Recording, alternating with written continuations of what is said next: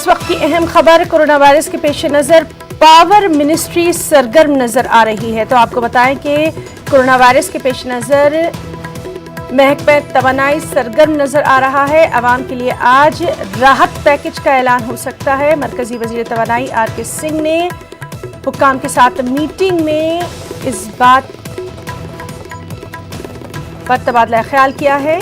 आइंदा 3 माह तक बिजली बिल पर लेट फाइन हो सकता है माफ। डिस्कॉम कंपनी को भी मिल सकती है राहत। तो कोरोना वायरस के पेश नज़र महकमा तवानाई सरगर्म नजर आ रहा है। आवाम के लिए आज हो सकता है राहत पैकेज का ऐलान। आइंदा 3 माह तक बिजली बिल पर लेट फाइन भी माफ हो सकता है। चलिए सीधे रुक करेंगे। दिल्ली में मौजूद हमारे साथी शंकर आनंद का। शंकर, आपसे जानना चाहेंगे, लगातार हम देख रहे हैं कि सरकार जो है वो लोगों के लिए राहत पैकेज का ऐलान करती जा रही है। आरबीआई के बाद अब जो पावर मिनिस्ट्री है वो भी एक्टिव नजर आ रही है। शंकर, देखिए, कल जिस तरह से कल ईएमआई के मामले पर सरकार ने एक बड़ी राहत दी थी कि अगर जैसे आप कोई ईएमआई दे रहे हैं, चाहे होम लोन हो या कार लोन हो या अन्य कोई लोन अगर आपका चल रहा है, तो कल इस मामले में आपको राहत देते हुए कहा गया था कि 3 महीने तक अगर आप नहीं भी देते हैं और बाद में अगर देना चाहें तो आप बाद में दे सकते हैं। उस पर लगने वाला कोई भी जो टैक्स है या आपका सिविल पर उसका असर नहीं पड़ेगा।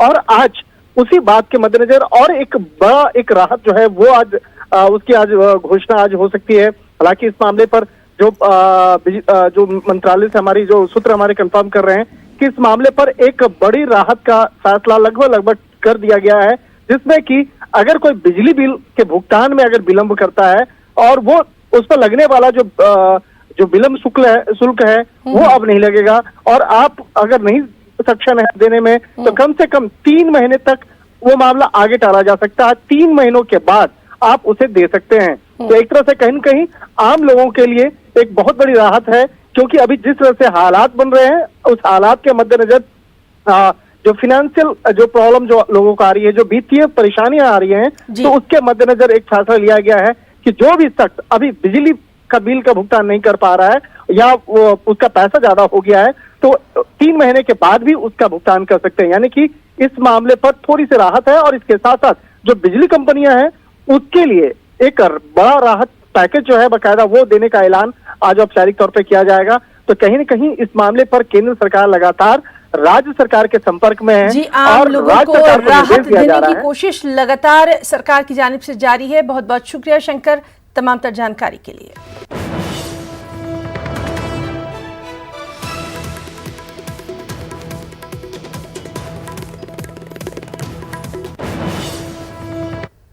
लॉकडाउन की वजह से मुल्क के कई हिस्सों में मजदूर फंसे हुए हैं। ताहम गाजियाबाद में फंसे यूपी के मजदूरों को उस वक्त बहुत सुकून मिला जब यूपी हुकूमत ने उनको घरों तक पहुंचाने के लिए ख़ास बसों का इंतज़ाम किया।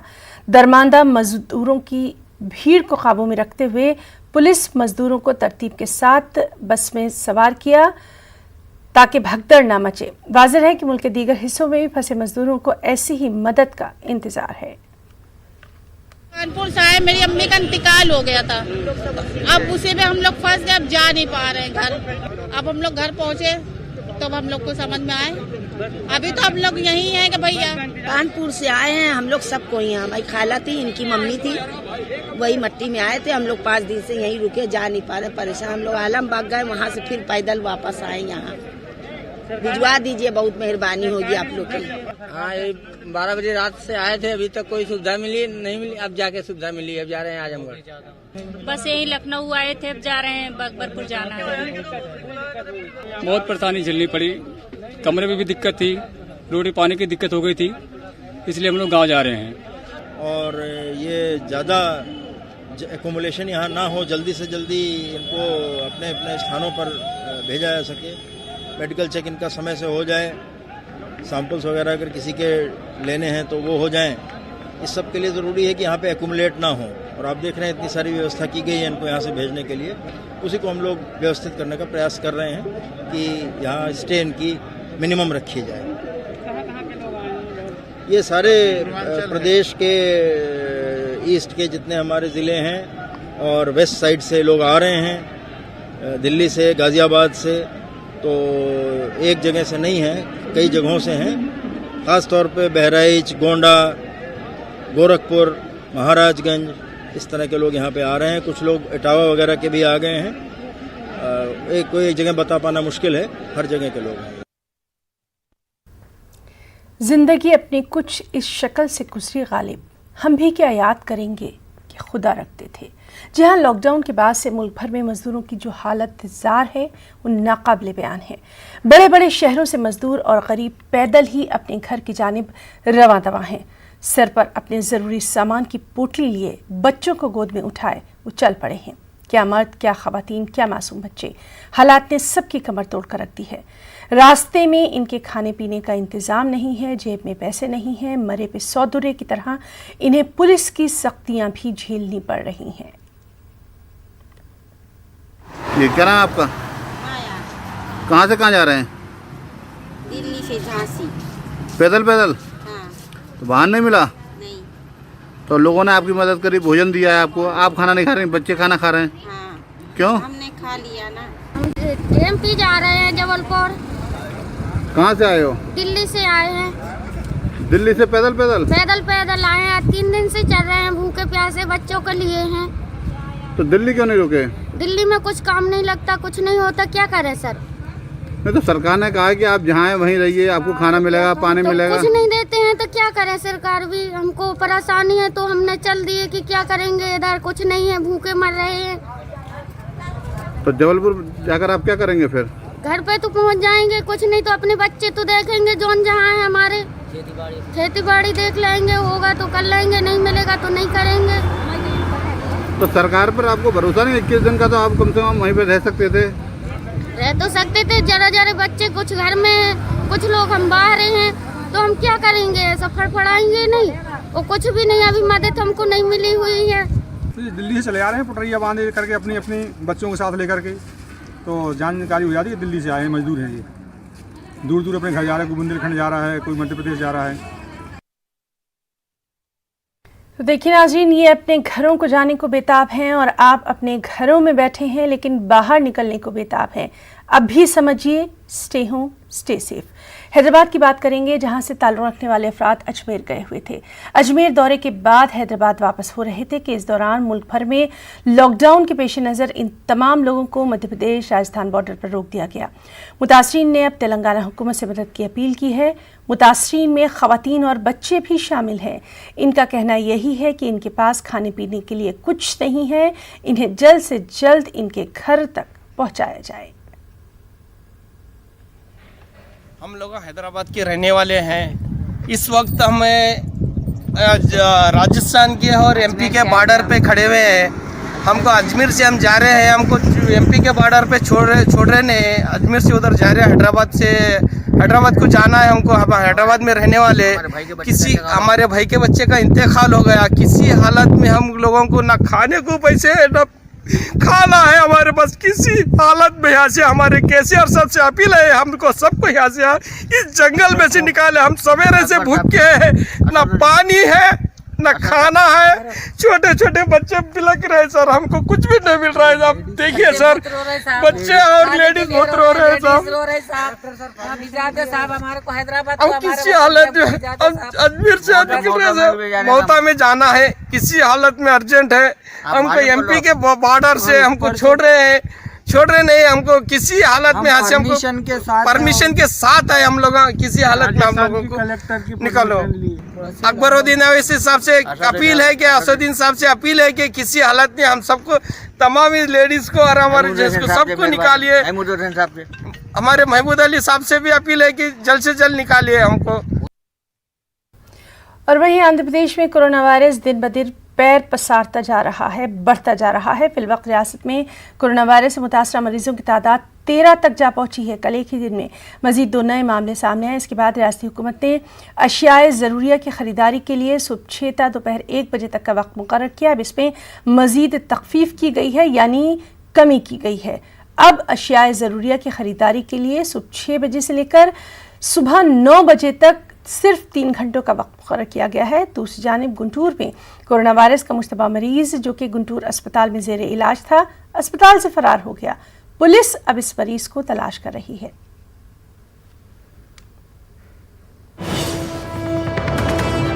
और मुंबई अहमदाबाद हाईवे पर सड़क हादसा पेश आया है। पैदल चल रहे 7 मजदूरों को एक ऑटो ने टक्कर मार दी है।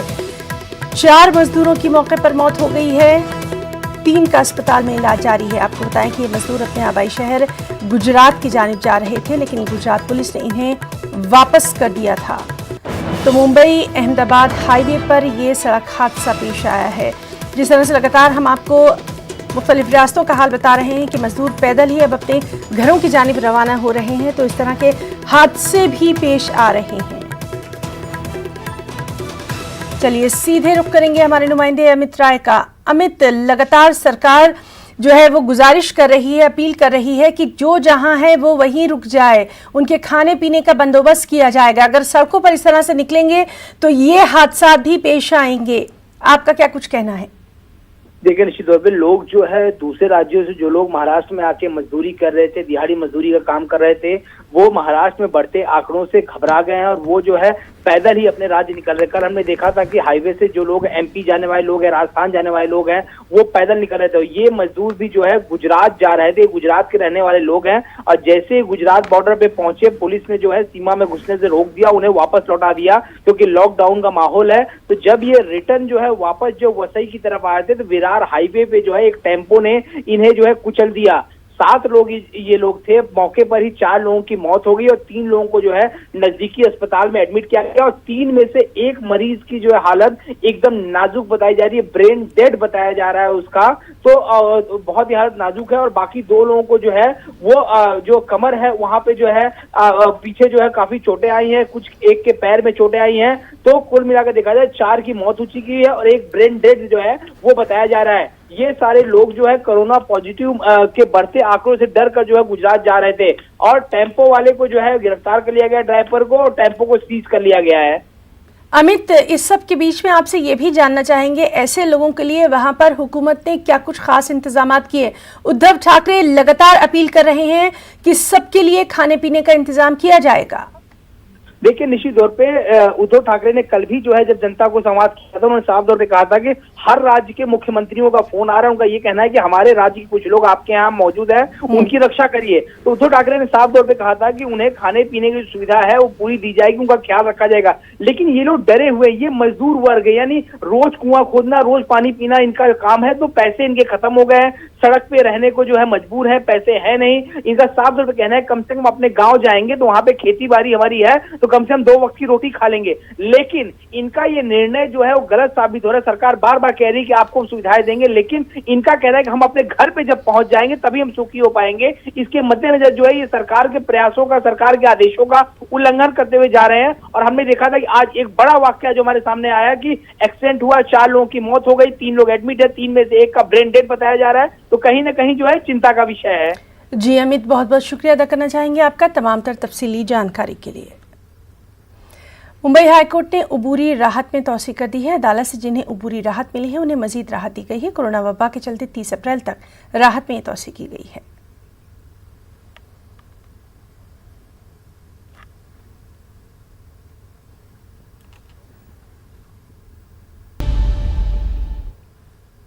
आगे बढ़ेंगे। कोरोना के चलते दुकानें बंद हैं, कारोबार ठप है, रोजगार खत्म हो जाने के सबब हर शहरी परेशान नजर आ रहा है। इसी की वजह से 2 अप्रैल से हर राशन कार्ड होल्डर को राशन दुकान से सस्ते दामों में अनाज दिया जाएगा।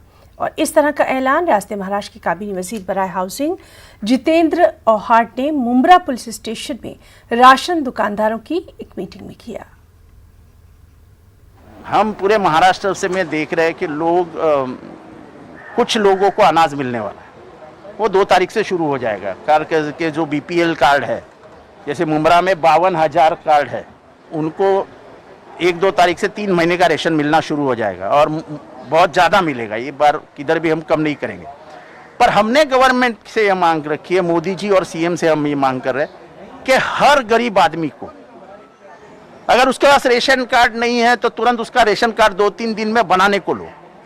लेकिन हर आदमी जिसके पास रेशन कार्ड है, आप समझे, रेशन कार्ड जिसके पास है, भगवा, व्हाइट, वो नहीं, हम बोल रहे हैं रेशन कार्ड जिसके पास है उसको अनाज देने की सुविधा करो, दाना पानी उसको मिलना चाहिए। अपने पास पहली बार इतनी बारिश हुई और इतना अनाज उगा है कि हमारे पास FCI में, फूड कॉरपोरेशन ऑफ इंडिया में, हर साल के दुगना हमारे पास स्टोर्ड है। तो इसके इस्तेमाल करो और लोगों को अनाज दो, ये हमारी मांग है। और हम ये आगे रखे हैं कि हर आदमी जिसके घर में रेशन कार्ड है उसको अनाज मिलना चाहिए। और बिहार के सीवान के नूतनामी गांव में कोरोना पॉजिटिव के सामने आने पर इंतजामिया ने पूरे गांव को 3 किलोमीटर के अहाते तक सील कर दिया है। मरीज के तमाम 13 रिश्तेदारों को आइसोलेशन में रखा गया है। सख्त तिब्बी जांच की जा रही है। नहीं, इसमें जो जिस तरह से हम लोगों ने पंचायत लेवल मॉनिटरिंग टीम हम लोगों ने डीएम साहब के निर्देशानुसार गठित हुआ था, तो उसी में खोजबीन के क्रम में पता चला कि वो बाहर से आया है, तो उसका जांच करवाया गया। जांच में फिर पटना भेजा गया तो उसका पॉजिटिव आया। तो हम लोगों ने उस एरिया को हम लोगों ने कंटेन कर दिया है 3 किलोमीटर के जोन को, और उसके फैमिली मेम्बर्स को हम लोग ने आइसोलेशन वार्ड में हम लोग डाल दिया। ये मनासर के सिवान से पहला संक्रमित व्यक्ति पाया गया है? हाँ, अभी तक तो ये पहला है। कितने सर इसके फैमिली के आइसोलेशन वार्ड में? टोटल 13 लोग हैं, उसको लगा के 14 तो वो पटना में है, लेकिन बाकी 13 लोग आइसोलेशन। सर, गांव में काफ़ी संख्या में लोग बाहर से आ रहे हैं, तो उन लोगों के लिए क्या कहना चाहेंगे आप? उन लोगों के लिए यही कहना चाहेंगे कि आप लोग घर पे रहें, जिस तरह से आप लोगों को बताया गया आप लोग घर पे रहें, और देखें कि आप में कुछ उस तरह के सिम्टम्स अगर आते हैं, सबसे पहले कि इस चीज़ को आप छुपाएं नहीं। हमारा जो पंचायत लेवल पे जो मॉनिटरिंग कमेटी है, जो आशा वर्कर्स है, और हमारे जो आंगनवाड़ी सेविका सहायिका वगैरह घूम रही हैं, सबका टीम बनाया हुआ है, और उसके नोडल पदाधिकारी भी हैं हर एक पंचायत पे। तो उन लोगों को ये सब जानकारी छुपाएं नहीं कि कौन बाहर से आया है, क्योंकि हम लोग ट्रैक रखेंगे तभी हम लोग इस पे काबू रख सकेंगे। और लॉकडाउन के सबब पुलिस भी आवाम को बेदार कर रही है, सोशल डिस्टेंसिंग को अपनाने पर जोर दे रही है। ये तस्वीर बिहार के अररिया के करमवीर पुलिस परिवार की है, जहां पुलिस के आला अफसरान और उनके मातहत इलाकों का दौरा करके लोगों को कोरोना वायरस से किस तरह बचाया जाए इसका पैगाम दे रहे हैं। पुलिस अपने पैगाम में इस बात पर ज़्यादा जोर दे रही है कि लोग अपने घरों में रहें, खुद को और अपने अहल खाना को कोरोना से बचाने के लिए तमाम तर एहतियाती तदाबीर पर अमल करें। अररिया पुलिस का ये पैगाम समझिए और लॉकडाउन पर अमल करिए। कप्तान होने के नाते मैं आज सारे अररिया वासियों से कुछ निवेदन करना चाहती हूँ।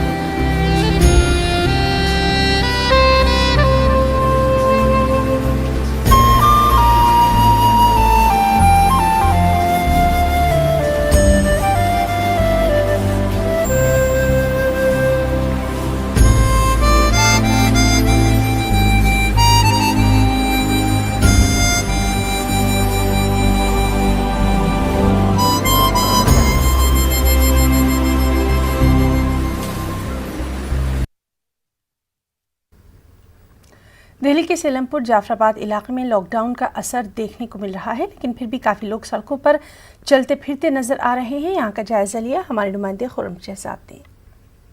कोरोना जंग से जंग लड़ रहा है और इस जंग में लोगों को अपने घरों में रहने के लिए कहा गया है। दिल्ली पुलिस हो, हमारे सिक्योरिटी एहलकार हो, वो जगह जगह पर अपनी ड्यूटी अंजाम दे रहे हैं। आप देख सकते हैं कि जो भी कोई बाहर निकल रहा है उसको रोका जा रहा है। ये सीलमपुर जाफराबाद का इलाका है जहां पर सिक्योरिटी एहलकार पूरे तौर से मुस्तैद हैं, आने जाने वालों को रोक रहे हैं। कई लोगों को उनसे पूछा जा रहा है कि वो क्यों निकले हैं, किस लिए निकले हैं, और उनको बताना पड़ रहा है और अपने कागजात दिखाने पड़ रहे हैं कि आखिर वो बाहर आए हैं तो क्यों बाहर आए हैं। जगह जगह पर सिक्योरिटी एहलकार वो तैनात हैं और जो लोग घर से बाहर निकल रहे हैं उनसे कहा जा रहा है कि वो अपने घर में वापस जाएं। क्योंकि इसमें रिस्क है पूरे तौर पर।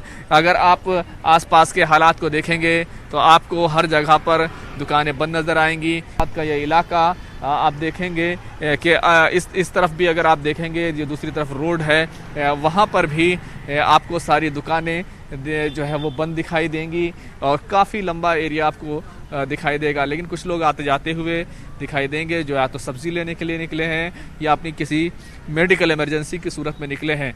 तो ये तमाम हालात सीलमपुर जाफराबाद के इलाके के हैं और लोग काफ़ी बेदार भी नज़र आ रहे हैं। काफ़ी ज़्यादा लोगों ने मास्क भी लगाए हुए हैं, लेकिन जिस तरीके से सरकार ने कहा है कि आप अपने घरों में रहेंगे तो ही महफूज रहेंगे, उस पर अमल करना ज़रूरी है। ज़रूरी चीज़ों को आप ख़रीदने के लिए ज़रूर निकल सकते हैं, लेकिन जितना ज़्यादा घर में रहेंगे उतना ही ज़्यादा आप अपने आप को महफूज बनाएंगे और समाज को महफूज बनाएंगे, तमाम लोगों को आप महफूज बनाएंगे। कैमरामैन जगदीश गौतम के साथ खुर्रम शहजाद, न्यूज़ 18 दिल्ली।